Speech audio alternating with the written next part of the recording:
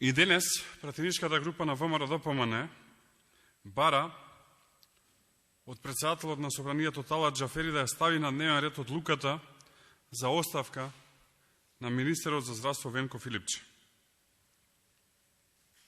До овој момент Зоран Заев одбива да испрати до Собранието оставката на Венко Филипче од министер за здравство, што само покажува дека во рамки на внатрешните договори помеѓу себе, идејата е оваа оставка никогаш да не се реализира.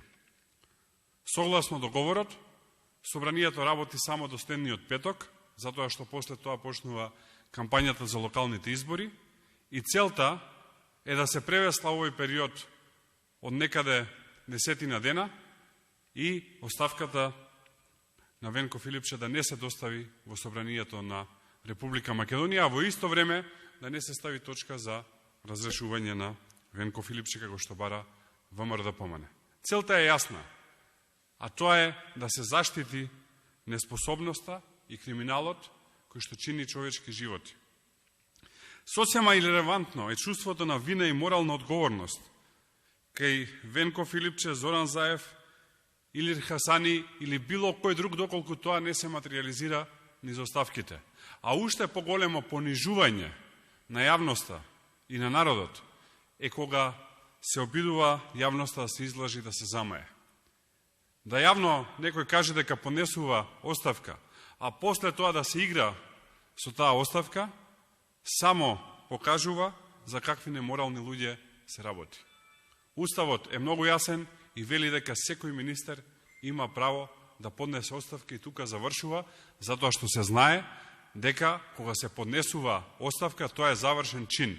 Не може да се поднесе оставка, па истата да е повлечена или да не е прифатена, затоа што некој самостојно одлучил дека веќе не сака да ја врши таа работа. Така што овие игри, овој театар со јавноста, само покажува дека нема честна намера. Го слушнавме Зоран Заев кој вели дека владата не требала да падне заради пожарот кој што се случи во Тетово. Еве јавно од тука прашувам. Колку животи треба да се загубат? Колку нерасветлени случаи и несреќи треба да се случат за да почнат оставките, за некоја почувствува одговорност и да падне владата?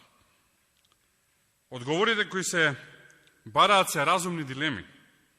Поважна ли е фотелјата на Венко Филипче или вистината за 14 загубени човечки животи?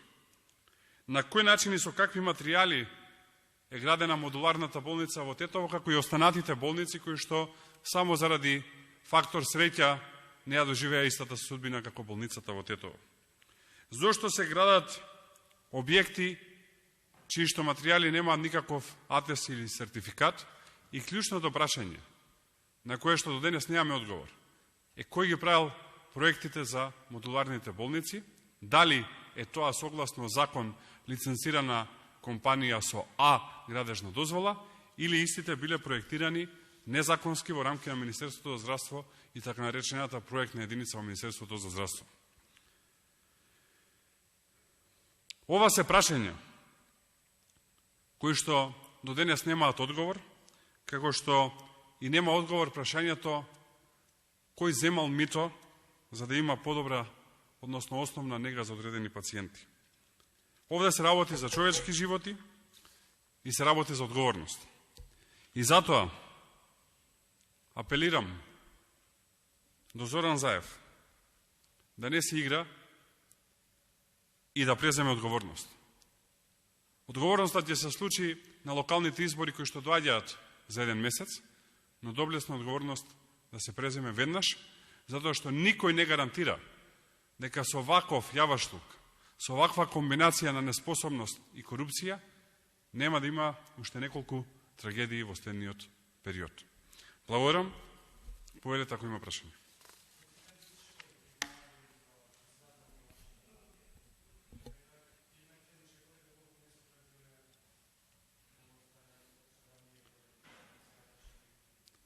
Ние сме свесни дека доколку одиме со интерпелација, ќе се направат истите деловнички игри, истата да не стигне на дневен ред, иако во некои нормални услови, ако Сабајле поднесеме интерпелација, поручек треба да се стави на дневен ред, имајќи предвид итноста на ситуацијата, но сме свесни дека тоа нема да се направи, ќе се даде некој образложение дека има седници и веќе од следната недела дека се влегува во кампања за локални избори, иако собранието ништо не го спречува да работи и во време на кампања, затоа што ова се локални, а не парламентарни избори.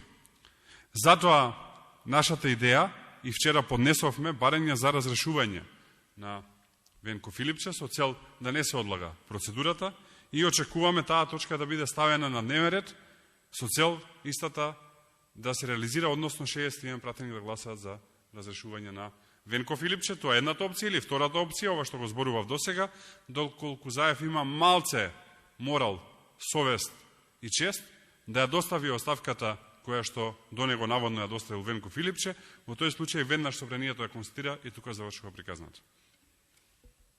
До собранието се доставени измени на изборниот законник, кои што се однесуваат на препораките на ОПСЕ и ОДХР. Дали до вас се доставени измените, како го толкувате тоа што изборниот законник се отвара, речиси, на една недела пред изборната кампања?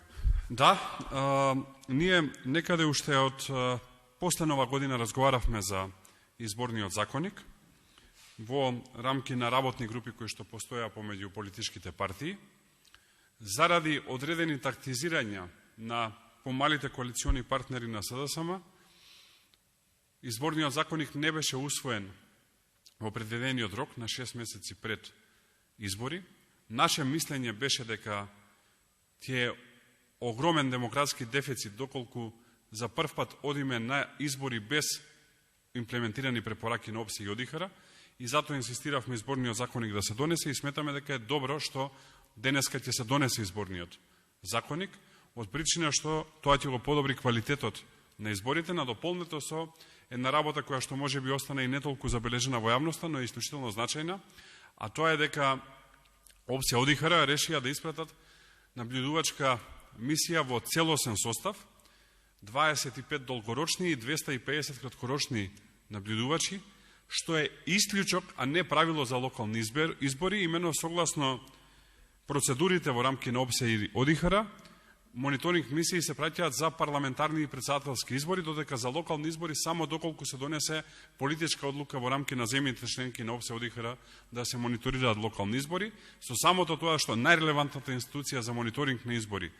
одлучи да има еден масивен број на наблюдувачи, да се изврши мониторинг, плюс усвоени препораки во рамки на изборен законник и имплементиран фингерпринт, би требало да води кон веродостојни избори кои што никој нема да ги оспорува.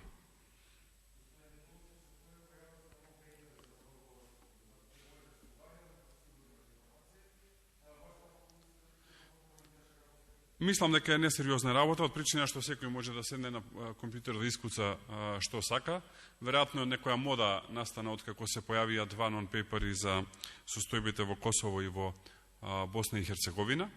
Мене она што повеќе ме загрижува е што кога немаше нон-пейпери, току имаше официјални предлози од страна на Бугарија, Зоран Заев немаше цврст став против, а и самиот се сеќаваме дека во ноември месец минатата година зборуваше дека на оваа територија имало администрација, не окупација, дека македонскиот и бугарскиот народ и јазик се исти. Тоа е тоа што ме загрижува и една од причините зашто треба да се замине Зоран Заев.